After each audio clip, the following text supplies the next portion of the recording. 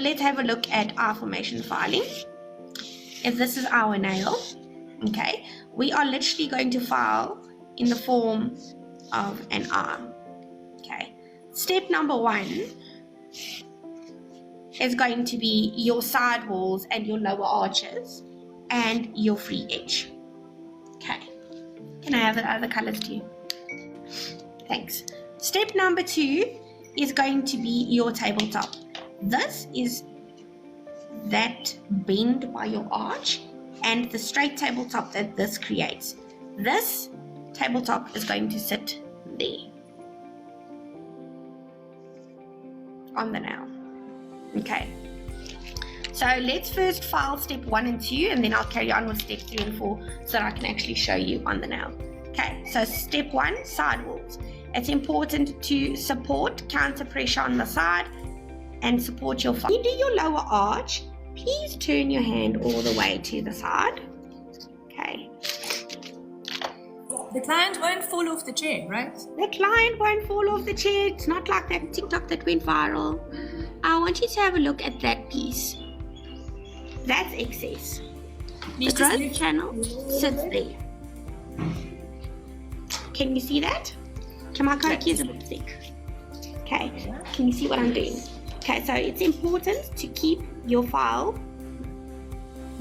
parallel with your growth channel. Okay, so that you don't dent or click in.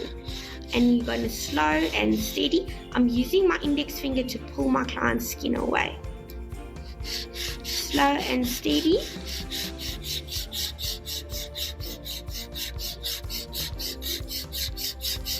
Move up. I'm pulling away the skin with my thumb. I'm counter pressure with my index finger. Oh, this side you'll see the lower arch very nicely. You can look up from here. Oh. If I turn my hand, I turn my client's hand. Can you see my lower arch is hanging quite significantly there? Okay. Keep it in line, parallel with my growth channel. And then I slowly move it up to meet up the growth channel.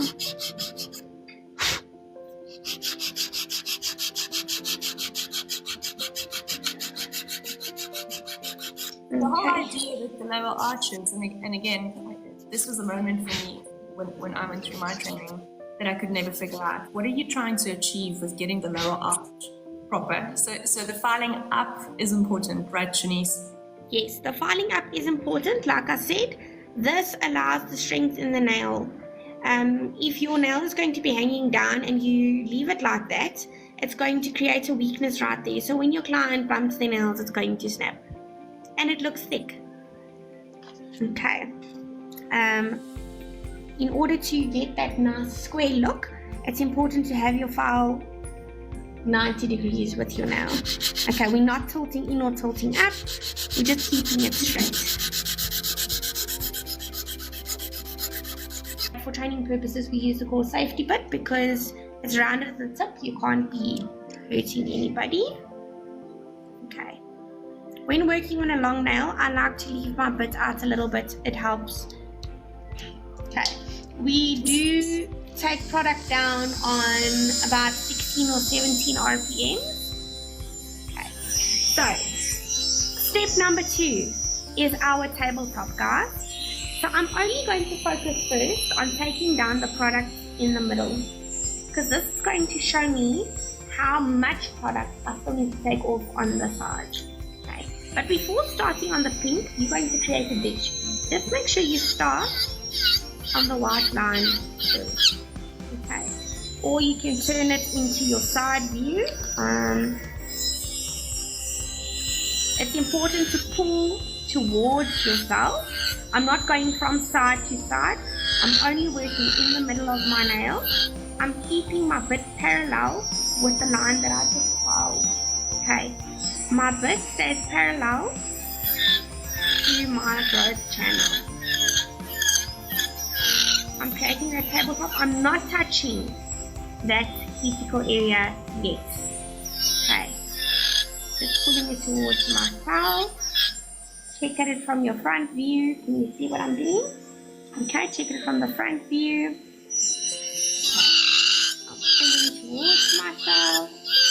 just in the middle to create that tabletop. You're making it nice and even.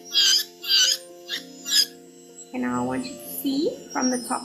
Can you see that now I can see on the sides how much product I'm going to take off? Okay, so just leave it there for now. Make sure you look, battling with Sally here. Make sure now that you blend your cuticle. Okay, you can talk. Okay, we're keeping it at a 45-degree angle. Let's see if I can get this closer for you guys. This one is still step 2. I'm just blending it with my tabletop. I'm still at step 2. Okay, I'm blending my arch now with that tabletop that I created. Can you see that? Beautiful. Okay. Step 3 will be going around the cuticle area, guys. Step 4 and step 5 blends together. So step 4 is this part over here. Your what we call our C-curve, our convex and our concave line. And step 5 is the spaces in between. So we are going to be doing 4 and 5 together when electric filing. Okay. Let's go.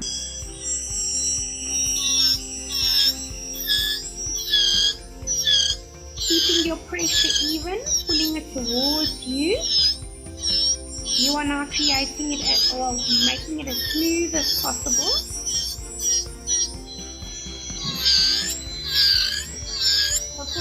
Okay, great guys. Now once we're done with our electric filing, we are going through to our hand filing, which is super important. Okay, we are going through the eye formation steps again. So I like to feel over the nail. If you feel from the back of the nail to the front of the nail, you can kind of feel how from your cuticle there to where your arch is, it gradually goes up, and how your nail goes flat to the front. Well, I'm calling it flat, but just smooth and even. That's actually what it is, because when you look down your nail and you put your finger there, once we're done filing, if you pull your finger towards the back, it must look like a pipe. Okay, so that's where we're at. So now we're going through the steps again. Step 1, side wall, keeping it parallel with the growth channel. Turn your client's hand. Step 2, now you can refine that lower arch. Okay. Guys, she's not loving my set. Okay. Then other side. Side wall. Lower arch. Okay. Square. Okay. Step number 2. Tabletop and blending your arch with your cuticle. So step 2 going into step 3, which is our cuticle area. So step 2, we'll be filing our tabletop.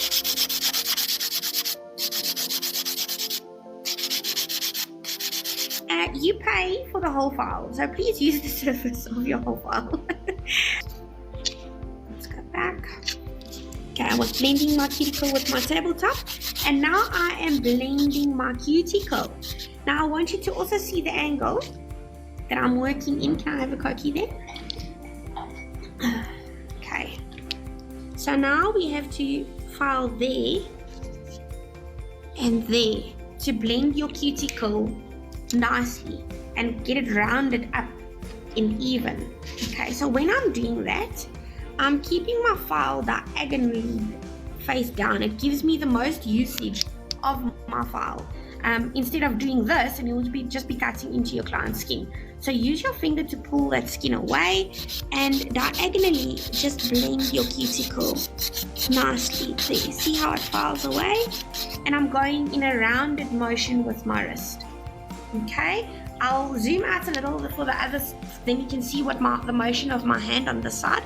I'm pulling away. Okay, so there was overhand grip. Now I'll be moving to underhand grip so that I can pull away her skin on the side.